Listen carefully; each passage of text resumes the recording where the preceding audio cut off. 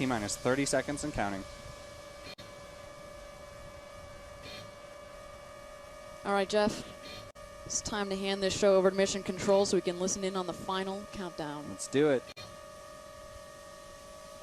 Let's light this candle. T-minus 10, 9, 8, 7, 6, 5, 4. Command engine start. 2, 1.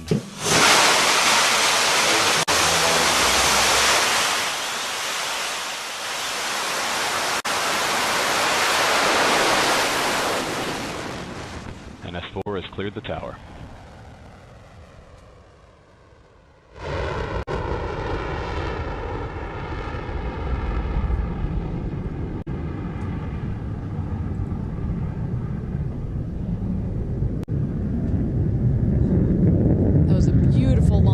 Shepard rocket here from West Texas.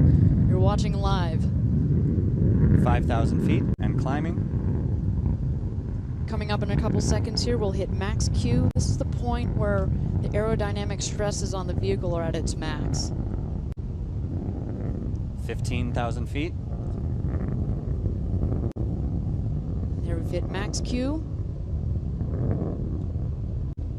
We're about to go supersonic, meaning we're breaking through that sound barrier right now.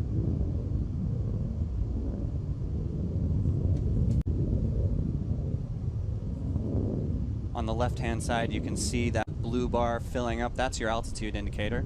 You can see we still have a long way to go to get to space.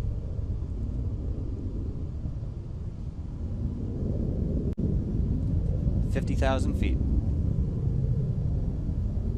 We are still accelerating at full throttle right now. Looks like a beautiful burn on that BE3 engine. You got a nice shot right there. You don't see much of a plume with this engine, and that's because the propellants are liquid hydrogen and liquid oxygen. So it's actually a very clean burn. We've now passed Mach 2. 100,000 feet, about 30 seconds away from main engine cutoff, or MECO.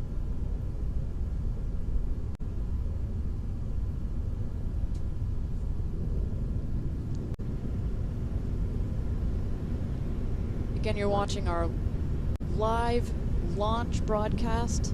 It's the 4th flight of this New Shepard rocket. We're now at Mach 3, 150,000 feet. And there we go. We've hit MECO. Main engine cutoff. Right on target.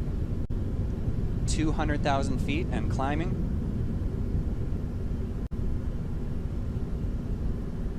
Separation should be coming up shortly.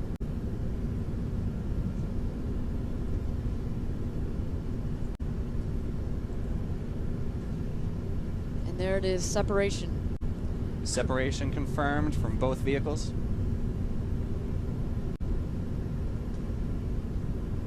We're just under 3 minutes into this launch. So now they're cruising as 2 individual crafts. They're going to keep heading up towards apogee. You can start to see the 2 bodies right there in your view.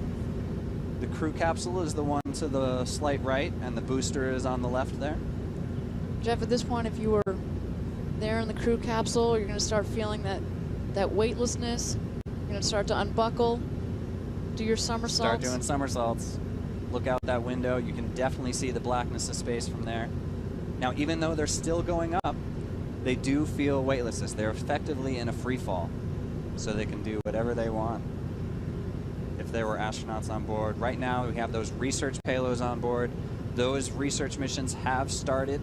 They're probably getting some great data right now. You get some really clean micro Gs with the trajectory of our New Shepard rocket. Several minutes of micro G, which really you can't get any other way unless you get up here. All right, we've hit apogee. 331,500 feet for the apogee.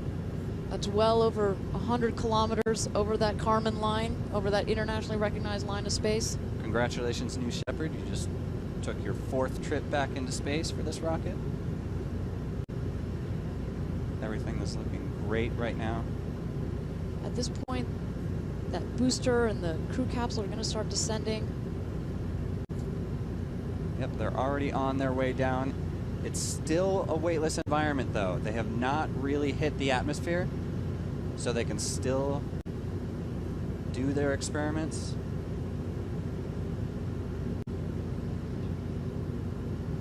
We have about 1 more minute of weightlessness before that booster will start hitting the atmosphere.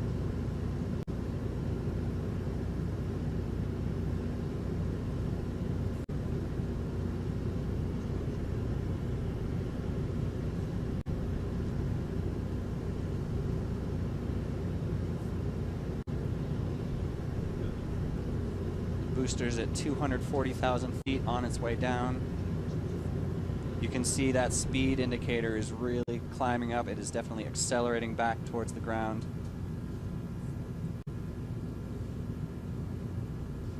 So the crew capsule is also coming down, and actually Forward fins just deployed really quickly on the booster.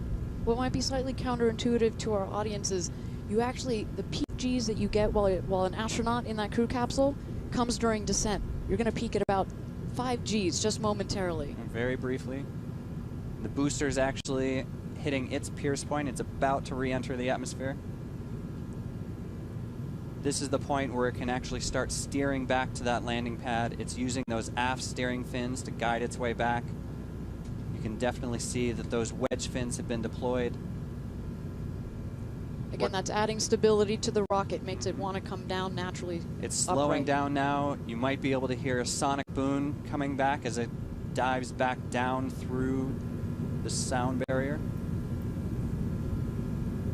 30,000 feet altitude.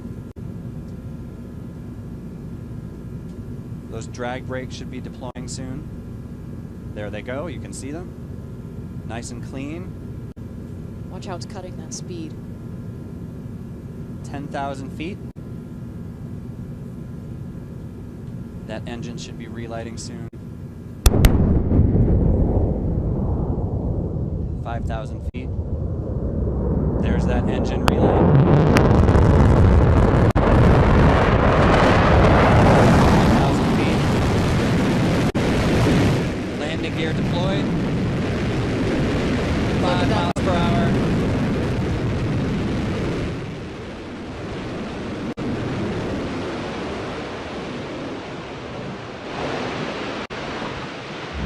Amazing, another picture-perfect landing for the New Shepard rocket booster. Let's cut over to the crew capsule because it's about to deploy its parachutes. What a beautiful landing. You see that control, that hover? There we go. We've got the 2 drogue chutes which have deployed.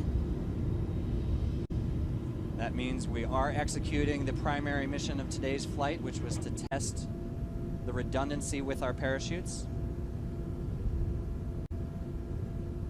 Next should be the mains. You see a little bit of oscillation there on the capsule, but that's to be expected. That will damp out. Yeah, that's not something to worry about.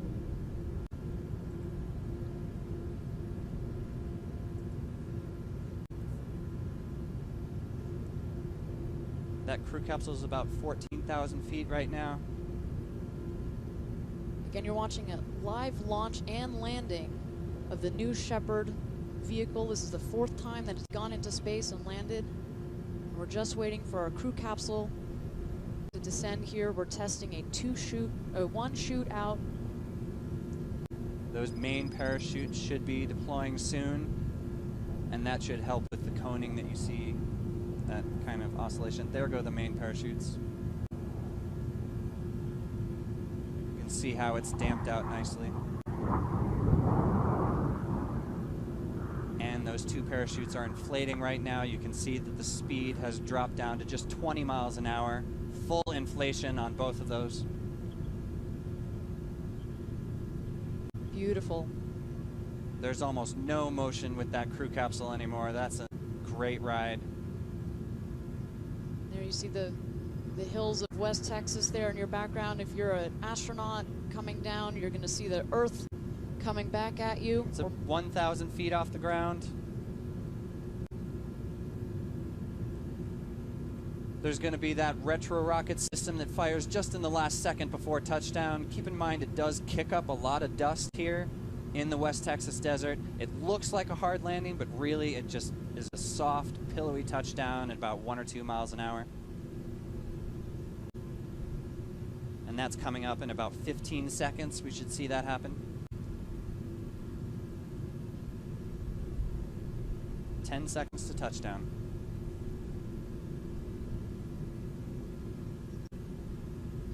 $100 feet. Touchdown. Wow. Beautiful. Picture perfect. That's exactly what we want. Oh, that was magic. Well, Jeff, what is next for the capsule and the booster here? Both vehicles are now going through their auto-safing sequences. This is an autonomous procedure to make those, both the booster and the capsule, safe for people approaching.